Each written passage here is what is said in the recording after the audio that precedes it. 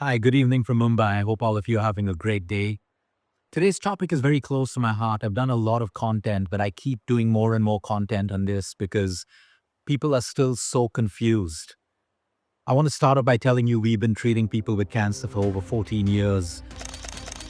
While we've had major, beautiful success in a lot of cases, in some cases we don't have that same kind of success, depending on the person, depending on the kind of cancer, depending on whether the person had cancer and diabetes and other conditions, etc.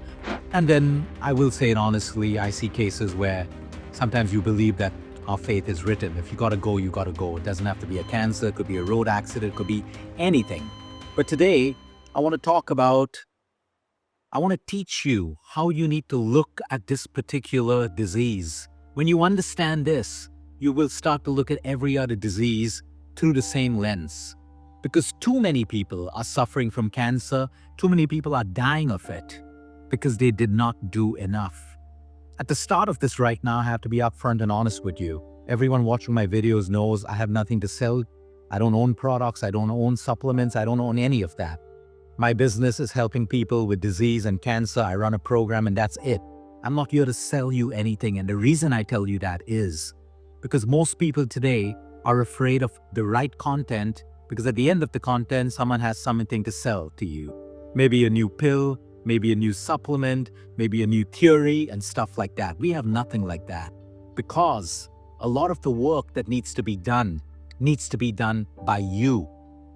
I can teach you, I can inspire you, but every morning I wake up with so many queries from people around the world. Hey, Luke, my mom got cancer. Luke, my child got cancer. Today, it is not uncommon for me to have at least 5 or 9 cases of children born with cancer or absolutely healthy children. And suddenly at age 9, there's a tumor. There's a cancer. There's a blood cancer of a young 12-year-old, 14-year-old. About 5 to 10 years ago, these were rare cases. Today, they're becoming more and more common. So all I want to do is equip you with the right perspective of how you need to look at this. Because there's a ton of confusion out there. Should I be vegan? Should I be vegetarian? Should I be carnivore? All of these things. But you know what? A lot of that doesn't matter. Today, I'm going to teach you what happens in our cells when we have a cancer. There's a whole school of people who say, yes, it's genetic, etc. But hey, let's go with the science. 5 to 6% of the total cancers in the world are caused by very strong genes. No matter how fit and healthy you are, if you fall in that 5 to 6%, you're going to get that cancer. But the balance 95% is caused by lifestyle. And more science today and common sense shows us that 40 to 50% of these cancers are 100% preventable in the first place. But it's okay. We're talking now in the view that someone has cancer. What are the things that you should do immediately? Number one thing I can tell you right now, if you are that person who is only dependent on your chemotherapy, your radiation, your surgery, or your hormone treatment, let me tell you that your entire process is highly incomplete. If you are that person who thinks that, hey, no, I'm only going to do nutrition and not take my prescribed chemo, radiation, surgery, etc., your entire process is completely incomplete. It works both ways. There are many diseases and many conditions that, yes, you can take that leeway to look at nutrition and lifestyle, and hey, if it works, your doctors will not put you through that treatment. But when it comes to cancers, it's completely different. It's not a normal disease like diabetes, weight gain, blockages in your arteries, and stuff like that. So let's get that very, very clear. The best outcomes of every cancer case that we've seen is an integration of your conventional treatment and your lifestyle. Your lifestyle will contain your cellular nutrition, your exercise, your sleep, how you manage your chronic stress, how you learn to navigate through it, your breath work, your relationships, your environment outside of you and inside of you. All of this plays a role. And now let's understand why. Every cancer originates from a cell. And when you're listening to me today, forget what cancer it is, whether it's a breast cancer, it's a blood cancer, it's a prostate cancer, doesn't matter. That's secondary. You're going to name the cancer so that you can treat it the right way. But every cancer has some commonalities. And I want to impress this in your mind so that you understand that your treatment alone or nutrition alone is only scratching the surface. You can get the best medical treatment. The cancer will disappear on your first PET scan, your second PET scan, and if you don't change your lifestyle, address root causes, and make the actual changes, you're going to get that cancer back again. And we see this every single day. Now, every cancer originates from a cell. You and I are built of trillions of cells. I need you to understand this. I promise you, it's less than a minute of science, but you got to understand this so it makes sense to you. Every cancer originates from a cell or a group of cells. What happens inside a cell? You have your DNA, the most important part of your cell. Your DNA gives instructions for cellular functions. It tells the cell when to grow, when to divide, and when to kill itself, a process called apoptosis, all required for the prevention and the healing of cancer. Now you've heard of a mutation. What is a mutation? A mutation within a cell, think of it as a mistake in your DNA. There's a mistake, and if this mistake is in a specific gene that controls your cell growth and instruction, for example, an oncogene or a tumor suppressor gene, that's when your cell goes completely out of balance. Now there is disharmony in your cell. Your cell is like a headless chicken.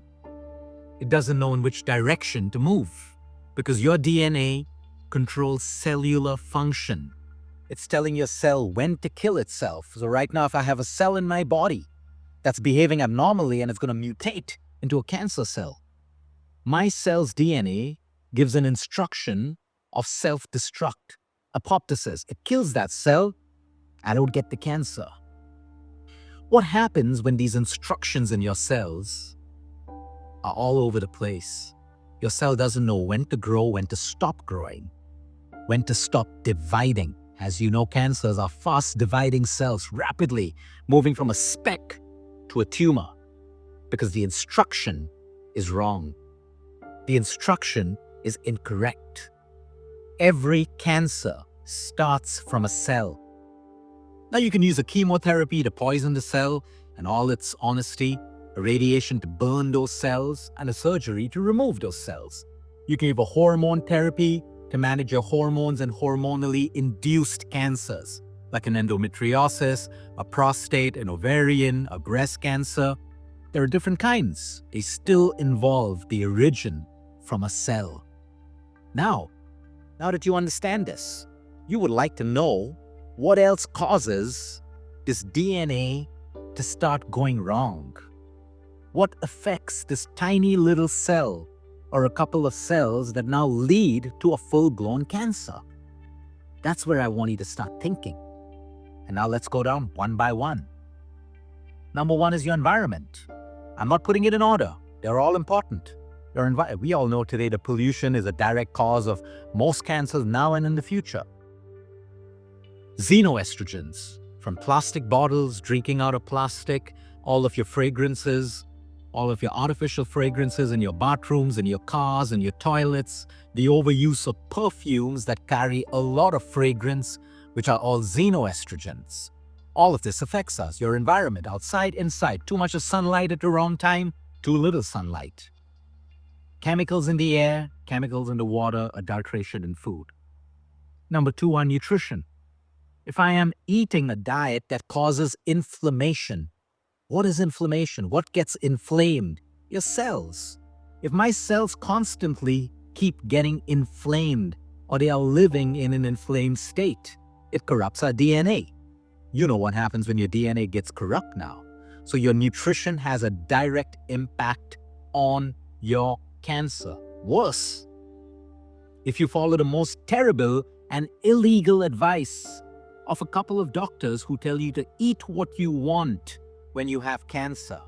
You got to understand this, and I'm going to explain it with common sense.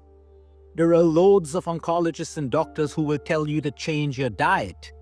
And then there's the other half that tells you to eat what you want. All of you have access to different ChatGPT models today. I want you to find one study that exists on this planet, one scientific study that tells you that you can eat what you want when you have a cancer. Forget about that. Eat what you want anytime. And you will realize how disastrous that advice is.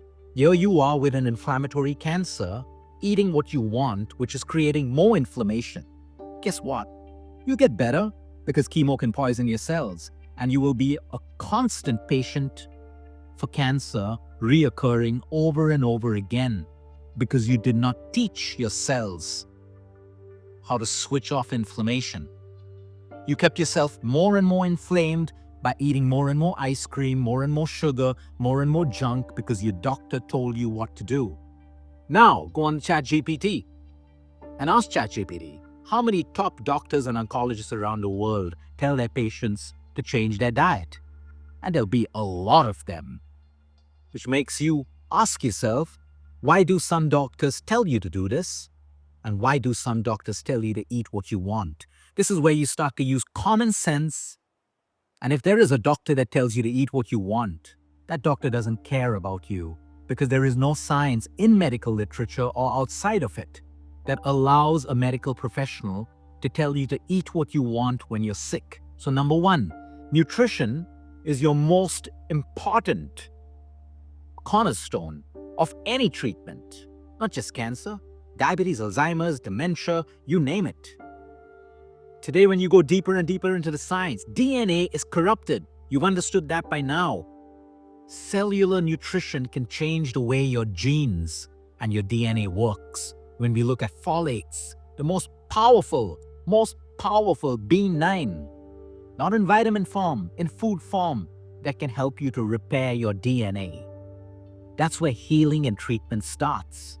Yes, you should take your medical treatments, but you should also start going beyond that, over and beyond that, to start getting down into that cell.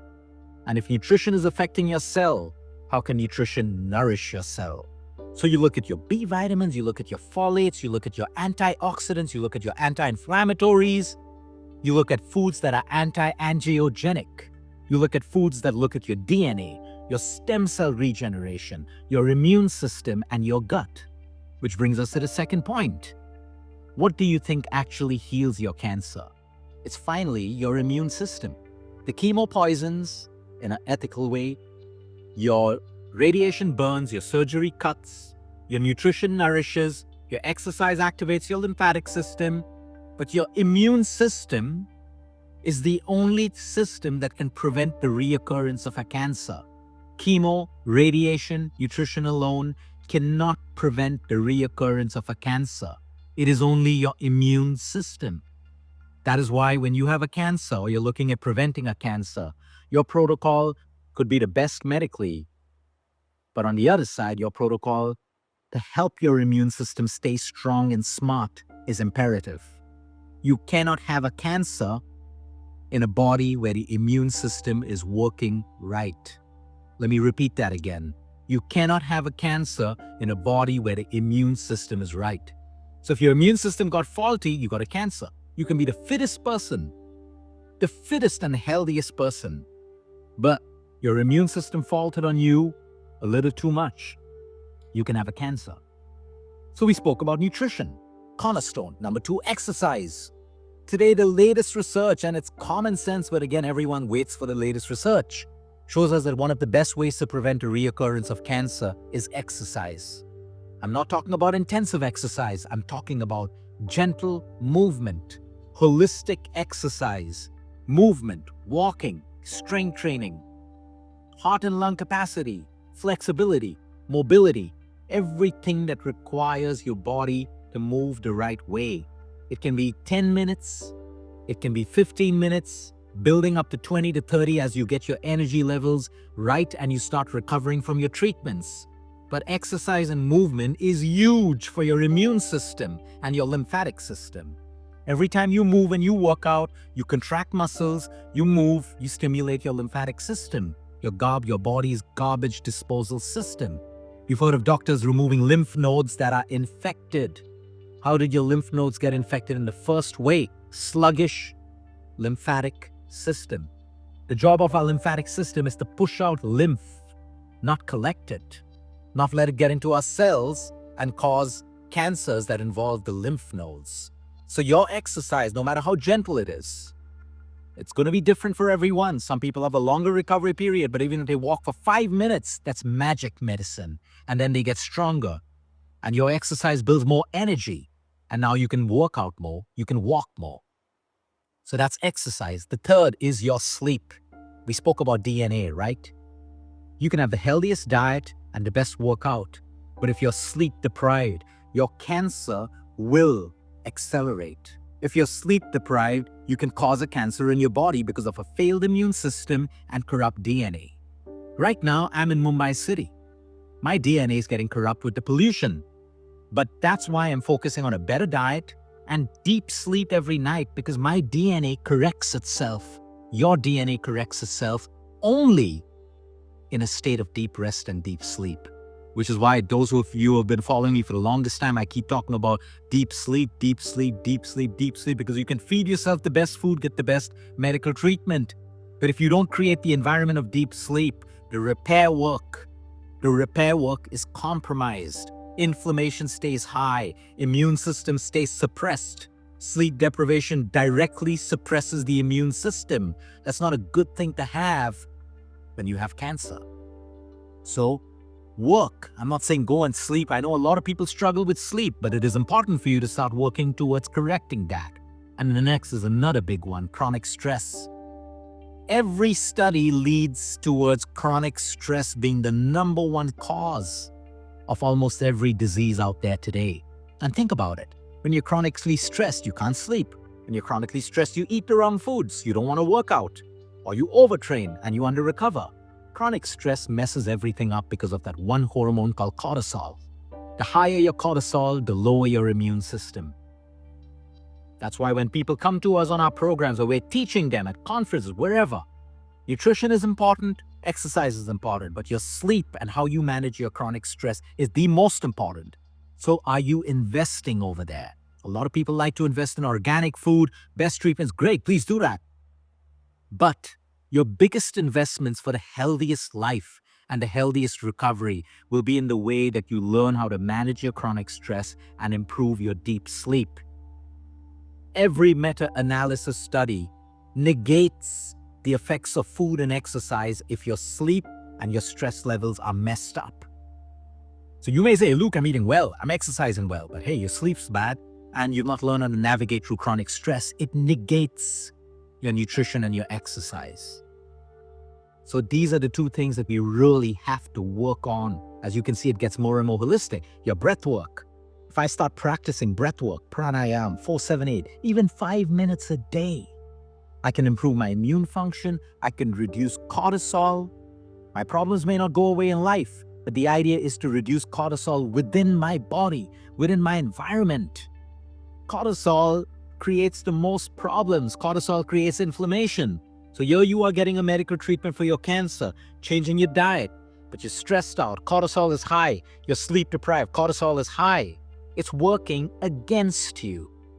And that is why it is so important for people to understand that there is a lot more than just taking your medical treatment. There is a lot more than just thinking nutrition is your magic superfood for cancer alone. It is everything. One cell or a group of cells in that amazing body of yours out of trillions of cells got impacted. Do you just think you can put a band-aid over it with a treatment? No. Your body requires a holistic approach. You got to step back and look at your body and life holistically.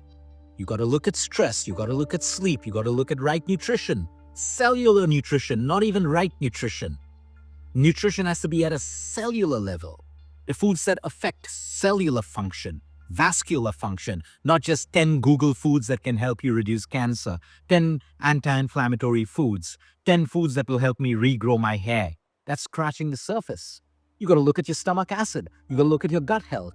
People want to put on muscle because they're losing weight, but they are low stomach acid. They can eat all the protein in the world, get more bloated, get more acidic. But if they don't have the right stomach acid, they cannot break down protein into amino acids that does all the magic. So it's way beyond just eating simple foods. And that's what I want to explain to each and every one of you today. What I speak to you is directed towards cancer, but it's the same approach when it comes to diabetes. What does insulin affect? A cell. Damage in your pancreas start off with one cell and a group of cells. Everything that I spoke to you today about, you have to now apply to different conditions and diseases and understand that you need a holistic approach. The biggest thing is managing the side effects of your chemo. Chemo is depleting almost every vitamin, mineral, class A protein. You got to be putting that back in your body. And that's how you don't go through the terrible side effects. That's how you keep your immune system strong while you're going through chemo. Imagine someone just taking a medical treatment that's depleting all of this out of their body. They're getting a great PET scan the first month, but they have a more destroyed body. Their chances of reoccurrences are way higher. Go back into ChatGPT and look at the studies on the people who integrate lifestyle, nutrition, everything we spoke about with their treatment. Their recovery is higher, their chances of reoccurrence are slashed by almost a half, and their quality of life improves. And then look at the study of everyone who only does conventional treatments. It's all out there. Nothing has to be sold to you. We have to wake up, move away from the confusion, and understand. Go down to that deep root. Where is cancer starting from? From a cell.